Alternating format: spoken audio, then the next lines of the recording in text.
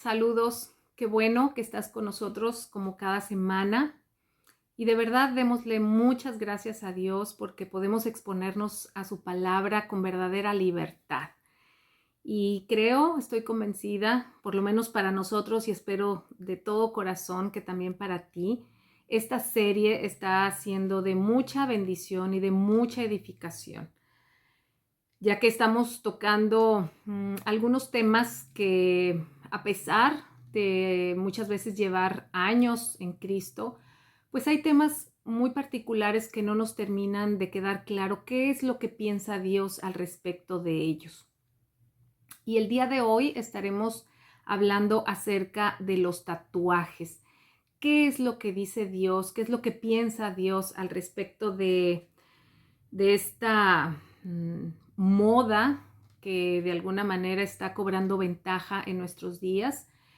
Y hoy hablaremos al respecto de esto y trataremos de traer claridad al respecto de qué es lo que piensa Dios o qué es lo que dice la Biblia acerca de los tatuajes. Si me acompañas, vamos a orar y como siempre pidámosle a Dios sabiduría, discernimiento, claridad y que traiga la verdad a nuestros corazones.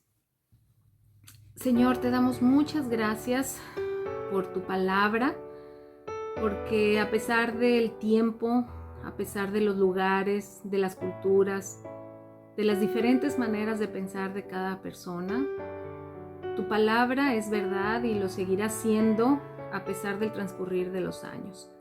Gracias porque en ella podemos encontrar cualquier duda, cualquier inquietud que se vaya presentando en nuestra vida en Cristo.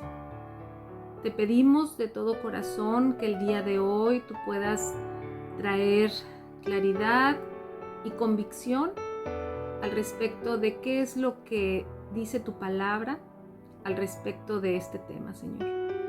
Que podamos exponernos a ella con un corazón humilde, con un corazón sincero, queriendo encontrar verdaderas respuestas. Y te damos muchas gracias porque estamos seguros que tú hablarás a nuestro corazón.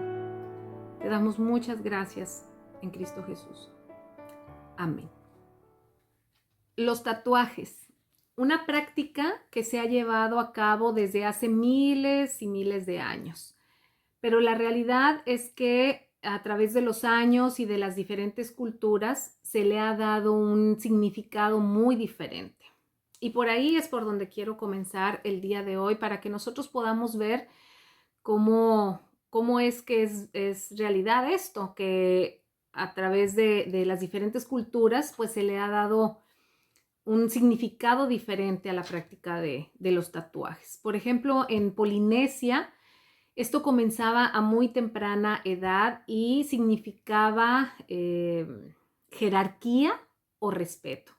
Por lo tanto, entre más tatuajes tuviera una persona, pues más respeto se le debía a esa persona. En Egipto era más común que fueran las mujeres las que se tatuaran y se le daba la función de protección o de magia. E incluso lo utilizaban como una forma de adoración a las diferentes deidades o los diferentes dioses que ellos tenían. Se cree que la manera en que ellos se tatuaban era con las cenizas de los muertos. Ellos incineraban a las personas que morían y utilizaban las cenizas para llevar a cabo el tatuaje. En América, esto se utilizaba cuando una persona pasaba de la pubertad a la adultez y era con el fin de proteger su alma. Por otro lado, en Japón se utilizaba para tatuar a las personas que violaban la ley. Aquellas personas que desobedecían la ley eran tatuadas, se les tatuaban los brazos para hacer de esas personas personas repudiables y que llevaran en su cuerpo la marca de la vergüenza.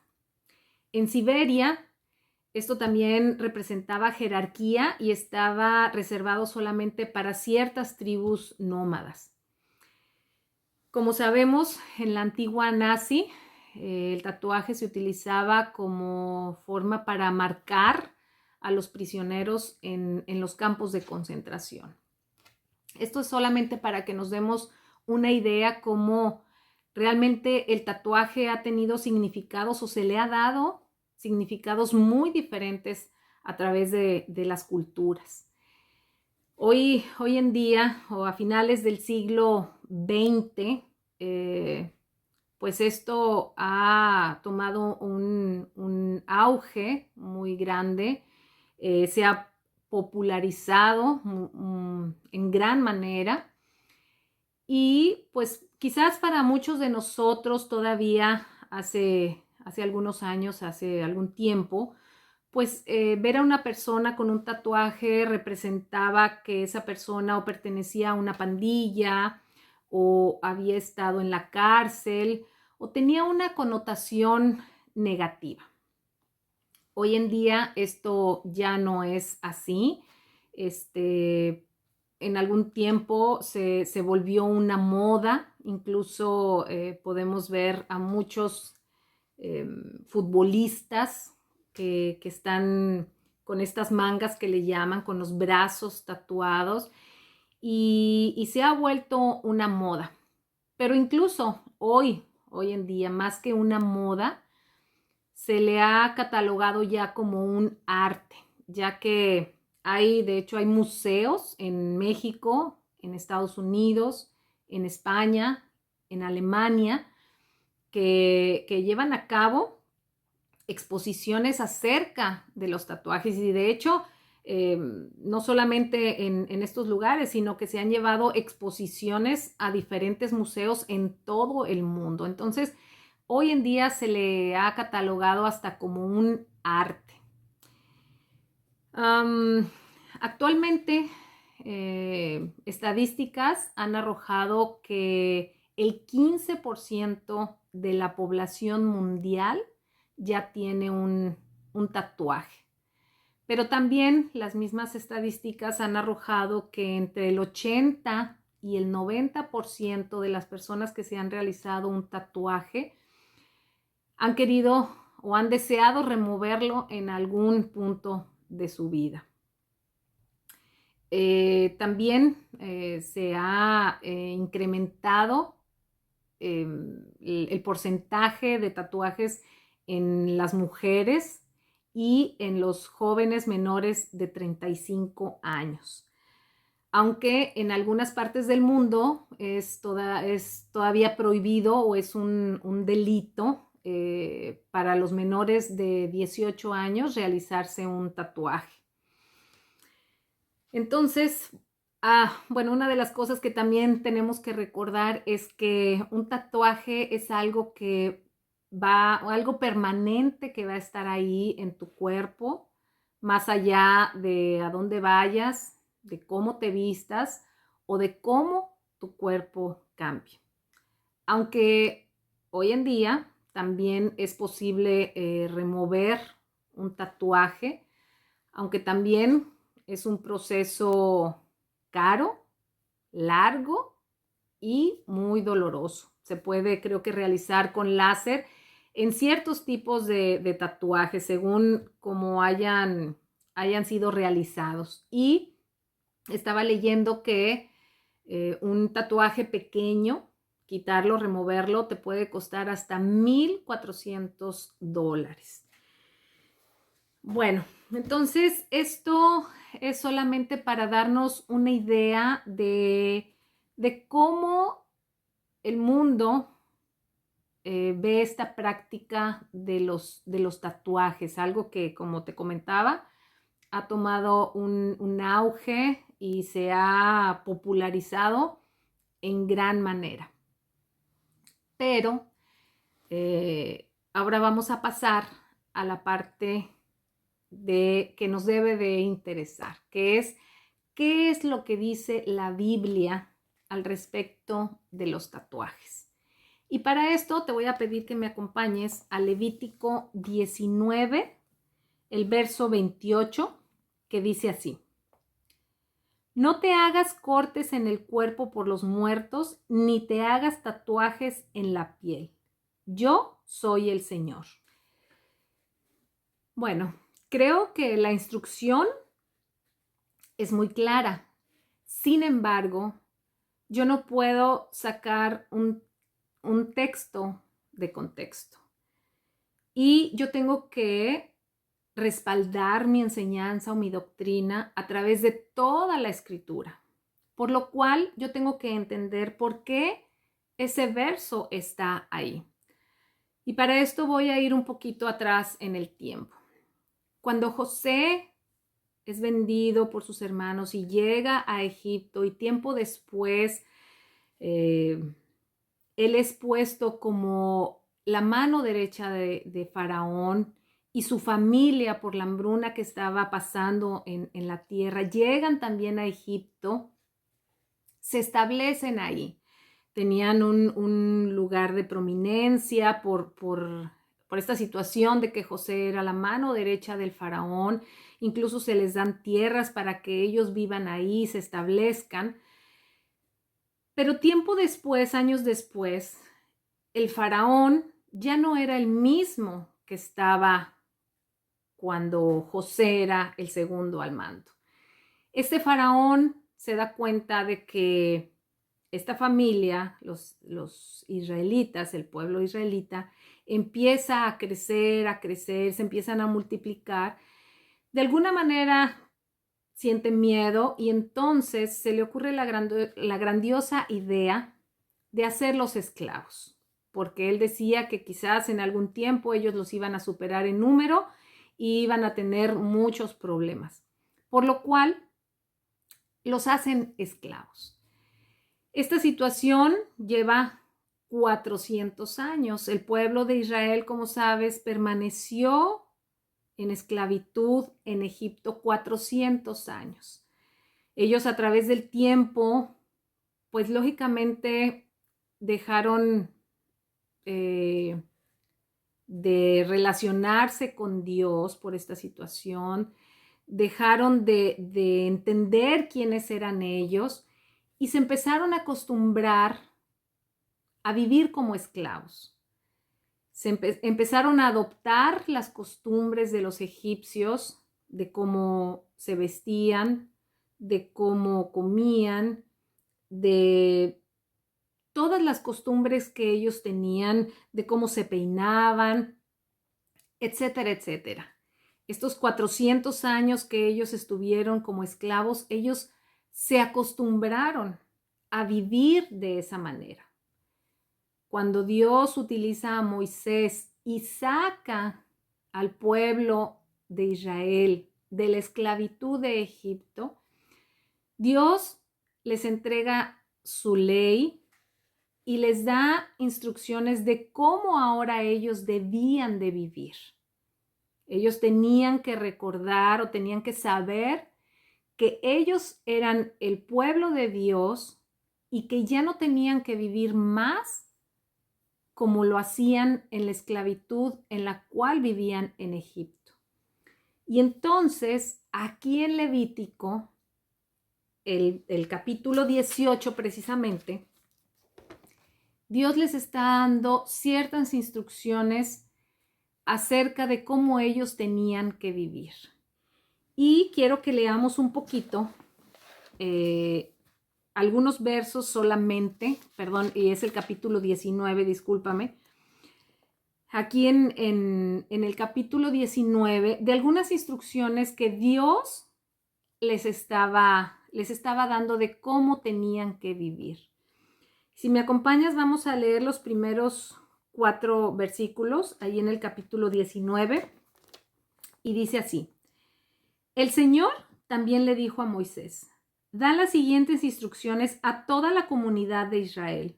Sé santo porque yo, el Señor tu Dios, soy santo. Cada uno de ustedes tenga gran respeto por su madre y su padre y siempre guarde mis días de descanso. Yo soy el Señor su Dios. No pongas tu confianza en ídolos ni te hagas imágenes de dioses hechos de metal. Yo soy el Señor tu Dios. Todo el libro de Levítico son instrucciones muy detalladas de cómo Dios quería que su pueblo se comportara en ese entonces y en adelante. Y aquí en los versos 4 vimos que las instrucciones son claras, tienen sentido. Y si nosotros seguimos leyendo todo el capítulo 19, nos vamos a encontrar, por ejemplo, en el verso 11 que dice no robes, en el verso 13 dice no defraudes ni le robes a tu prójimo, no retengas hasta el día siguiente el salario de tus obreros contratados, etcétera, etcétera, etcétera. Instrucciones muy claras y muy precisas. Pero si me acompañas, vamos al verso 19, donde dice, deberás obedecer todos mis decretos. No cruces dos animales de diferente especie, no siembres tu campo con dos clases distintas de semillas, no uses ropa tejida con dos clases diferentes de hilo. Si empiezas a notar aquí en el verso 19, pues son instrucciones un poco comunes. ¿Por qué Dios les estaba dando estas instrucciones? Porque seguramente en Egipto eso es lo que ellos hacían. Quizás cruzaban a dos animales de diferentes especies, sembraban con dos diferentes clases distintas de semillas, se vestían con ropa tejida con dos clases diferentes de hilo. Y lo que Dios estaba tratando de hacer es que ellos quitaran todas esas costumbres con las cuales venían acostumbrados y formaran una nueva forma de pensar y de vivir conforme a las nuevas instrucciones que Dios les estaba dando.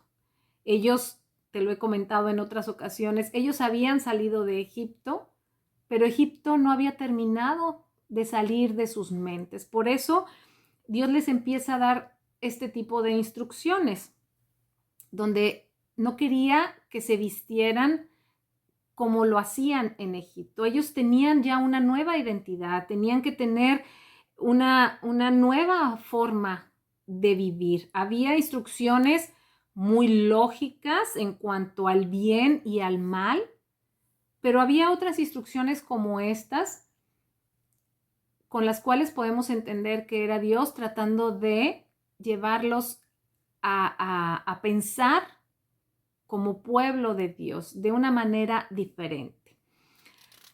Ahora, acompáñame y vamos a leer del verso 26 hasta el 29. Y dice, no comas carne sin primero escurrirle la sangre. No practiques la adivinación ni la brujería. No te recortes el pelo de las sienes ni de la barba. No te hagas cortes en el cuerpo por los muertos, ni te hagas tatuajes en la piel.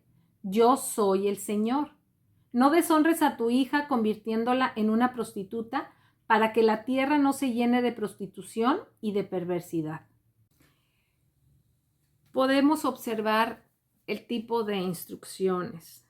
No comas carne sin primero escurrirle la sangre. Seguramente eso es lo que estaban haciendo los egipcios y ellos estaban acostumbrados y se les hacía una práctica normal.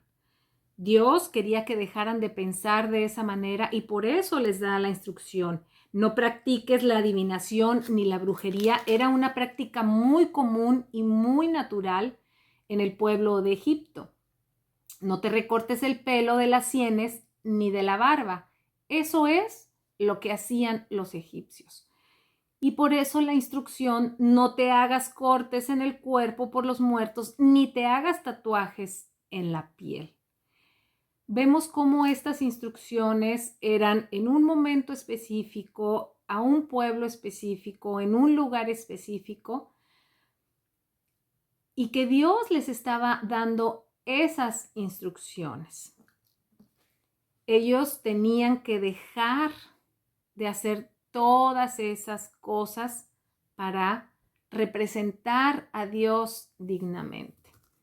Por eso es que yo no puedo hacer toda una doctrina o una enseñanza y decir que tatuarse es un pecado. Sin embargo, quiero que me acompañes ahora a Primera de Corintios, capítulo 10, y vamos a leer los versículos, bueno, vamos a leer el versículo 23, que dice: ustedes dicen, se me permite hacer cualquier cosa, pero no todo les conviene. Dicen, se me permite hacer cualquier cosa, pero no todo trae beneficio. ¿Qué es lo que pasa cuando Pablo está mencionando este versículo? Bueno, en ese entonces se estaban llevando a cabo sacrificios de animales a ídolos. Y Pablo lo que les está diciendo es que ellos ya no deberían de participar en ese tipo de rituales o en ese tipo de prácticas, que no podían participar de la copa del Señor y también estar haciendo este tipo de prácticas en cuanto a sacrificar animales a ídolos. Pero estos animales o esta carne de estos animales se estaba vendiendo en los mercados. Y este es el contexto en el cual Pablo está mencionando este pasaje. O sea, Pablo les está diciendo, ustedes ya no deben de participar en esas prácticas, no pueden participar de una cosa o de la otra. Ustedes ya pertenecen al Señor y ya no pueden participar en este tipo de prácticas. Sin embargo, vamos a leer nuevamente a partir del versículo 23 en adelante, donde dice, ustedes dicen, se me permite hacer cualquier cosa, pero no todo les conviene. Dicen, se me permite hacer cualquier cosa, pero no todo trae beneficio. No se preocupen por su propio bien, sino por el bien de los demás. Así que pueden comer cualquier carne que se venda en el mercado sin preguntar nada por motivos de conciencia. Pues la tierra es del Señor y todo lo que hay en ella. Si alguien que no es creyente los invita a cenar a su casa, acepten la invitación si desean. Coman todo lo que les ofrezcan sin preguntar nada por motivos de conciencia. Pero supongamos que alguien les dice, esta carne se ofreció a un ídolo, no la coman por respeto a la conciencia del que lo dijo. Tal vez no sea una cuestión de conciencia para ustedes, pero lo es para la otra persona. Pues, ¿por qué tendría que ser restringida mi libertad por lo que piense otra persona? Si puedo darle gracias a Dios por la comida y disfrutarla, ¿por qué debería ser condenado por comerla? Así que, sea que coman o beban o cualquier otra cosa que hagan, háganlo todo para la gloria de Dios. Muchas veces seremos llamados a dejar de hacer alguna cosa que por conciencia pueda lastimar la fe de otra persona. Aquí la instrucción creo que también nos debe de quedar claro en que no había nada de malo en comer de esa carne que había sido sacrificada a los ídolos. Sin embargo, Pablo le dice, si es por cuestión de conciencia de otra persona, pues entonces evítalo. Quizás en algún tiempo esa persona pueda madurar o pueda entender y no habrá ningún problema. Pero como creyentes somos llamados a preocuparnos los unos por los otros.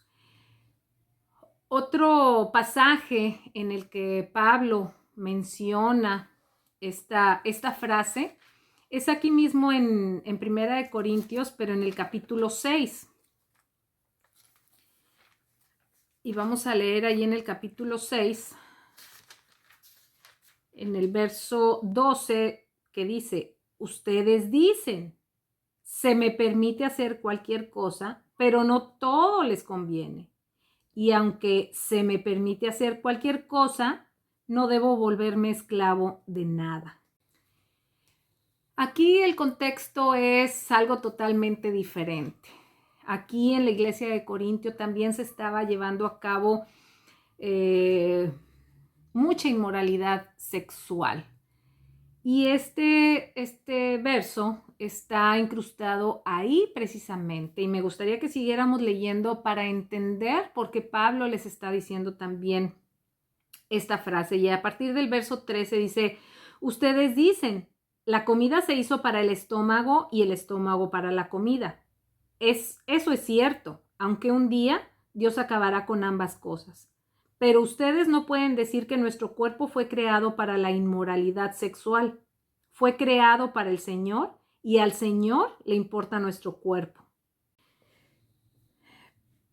Pablo les está dando el ejemplo de, bueno, el estómago se hizo para la comida y la comida para el estómago.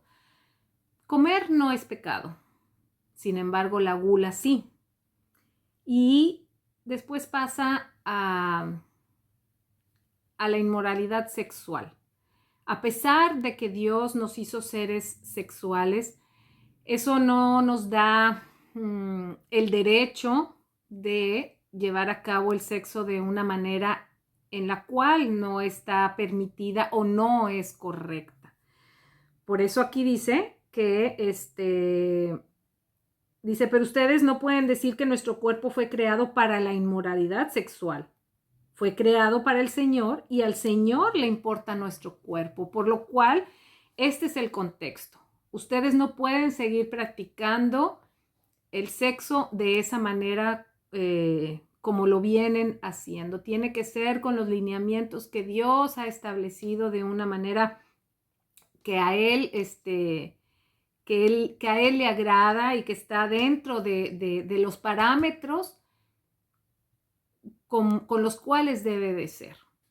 Por lo cual, estas dos ocasiones en las que Pablo menciona en que todo nos es permitido, mas no todo trae edificación. Y aquí me gusta cuando dice que todo, dice, aunque todo se me permite, y aunque se me permite hacer cualquier cosa, no debo volverme esclavo de nada. La realidad es que también estadísticas han mostrado que las personas que se realizan un tatuaje, por lo general no se van a quedar ahí, sino que esto se vuelve como de alguna manera adictivo y entonces buscan hacerse uno y buscan hacerse otro. Creo que aquí podemos ir haciendo o llegando a conclusiones. Podemos decir que tatuarse es pecado. No lo podemos expresar de esa manera. No podemos decir que el hacerse un tatuaje es pecado en sí mismo. Más bien, las intenciones que hay detrás de un tatuaje.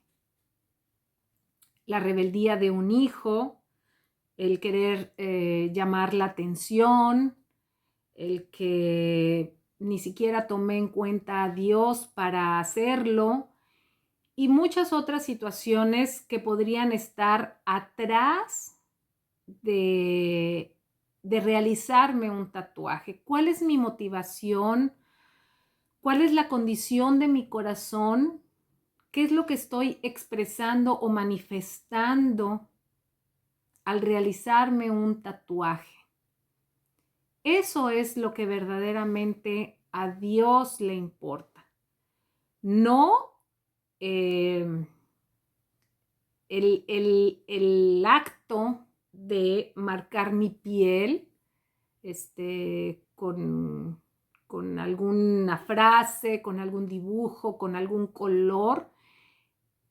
En sí mismo el hacerte un tatuaje no podemos catalogarlo como pecado, pero sí la motivación que hay detrás del tatuaje. Un pasaje que hemos mencionado algunas veces, varias veces en esta serie y creo que nos seguirá sirviendo como de ancla de alguna manera para lo que estamos tratando de ver a través de esta serie. Es ahí en Romanos 12.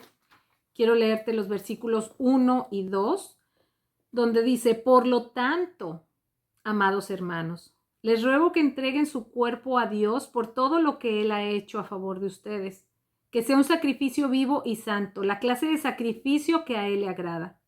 Esa es la verdadera forma de adorarlo. No imiten las conductas ni las costumbres de este mundo. Más bien, dejen que Dios los transforme en personas nuevas al cambiarles la manera de pensar. Entonces aprenderán a conocer la voluntad de Dios para ustedes, la cual es buena, agradable y perfecta. Creo que podríamos, leyendo este pasaje, creo que podríamos aplicar quizás el mismo principio que estaba en Levítico, y es que nosotros dejemos de imitar las costumbres de este mundo, que queramos adaptarnos a este mundo, que queramos agradar a este mundo, en lugar de buscar la voluntad de Dios para nuestras vidas, que es buena, que es agradable y que es perfecta. Porque si nosotros tomamos el versículo en Levítico como mandamiento, entonces tendríamos que tomar todos los que están antes y después como mandamientos también, y no nos podríamos vestir con ropas que estuvieran hechos con 2 hilos diferentes. Los hombres no podrían cortarse la barba, etcétera, etcétera. Entonces, no es un mandamiento que lo tengamos que seguir tal cual, porque era una situación específica para personas específicas, pero el principio sí podemos tomar el mismo principio ahí que hoy en día. Si nosotros estamos buscando hacernos un tatuaje por encajar en este mundo, por seguir con la moda, por buscar aceptación, por buscar un sentido de pertenencia, por llamar la atención, entonces ahí creo que sí estaríamos pecando. Creo que es importante que podamos entender bien el concepto de pecado, y de hecho te invito, porque será un tema que veremos unas 2 semanas más adelante, y te invito a que lo escuches. Pero creo que es importante que podamos entender eso. Y quiero leerte también aquí en Santiago 4:17. Pero quiero leértelo en la Reina Valera, donde dice: al que sabe hacer lo bueno y no lo hace, le es pecado. Mira, cuando nosotros comenzamos a catalogar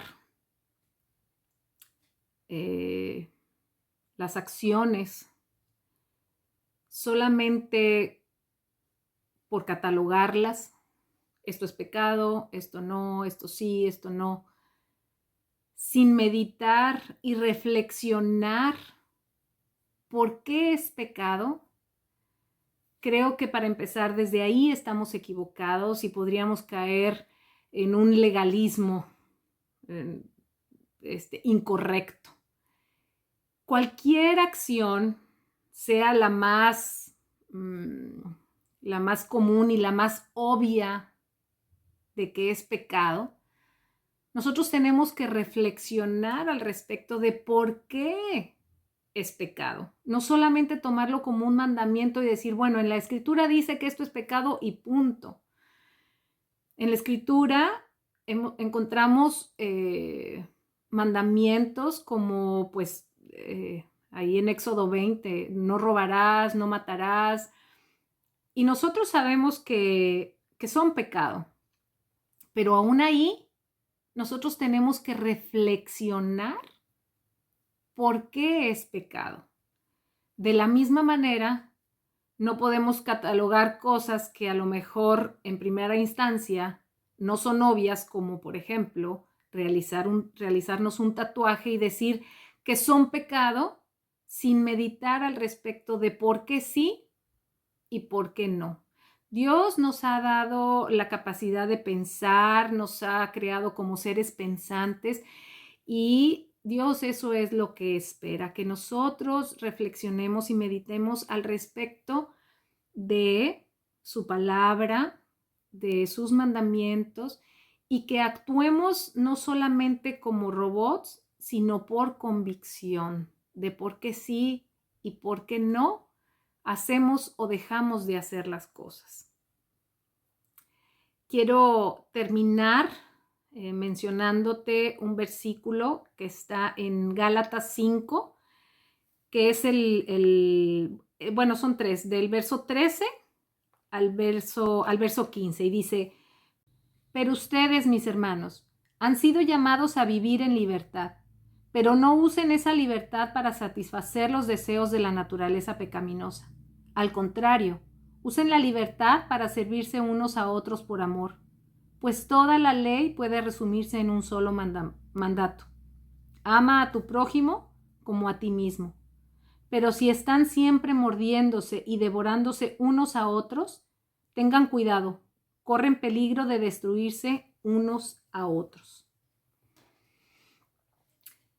Bueno, espero que puedas hacer tus propias conjeturas, que puedas llegar a tus propias conclusiones y que Dios verdaderamente traiga la convicción a tu corazón acerca de, o sea, al respecto de este tema de los tatuajes. Creo que el versículo aquí es muy claro, en el que debemos amarnos los unos a los otros. La idea no es juzgar el corazón de las personas, sino de amarnos, de edificarnos, de exhortarnos también, por supuesto, pero sobre todo, que como decía ahí en Corintios, ya sea que comamos o bebamos, que lo hagamos todo para la gloria de Dios. Así que bueno, que tengas un excelente tiempo de meditación al respecto de esto y nos vemos la siguiente semana. Hasta luego.